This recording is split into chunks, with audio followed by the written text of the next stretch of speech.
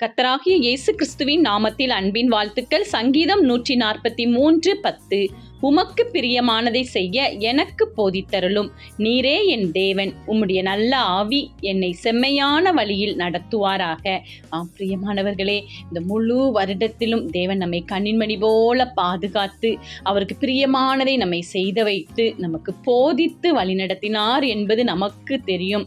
ஏனென்றால் அவரே நம்முடைய தேவன். அவருடைய நல்ல ஆவியானவர் தான் நம்மை செம்மையான வழியில் நடத்தினார் என்று இந்த நாளில் நாம் அவரை நோக்கி நன்றியோடு ஏறெடுப்போம். நன்றி பலிகளை அவருடைய சமூகத்தில் நாம் செலுத்துவோம். சோஸ்திர பாடல்களை அவருக்காக நாம் பாடுவோம். தேவன் நமக்கு செய்த எண்ணிலடங்காத நன்மைகளை அவர் முன்பாக நாம் சமர்ப்பிப்போம்.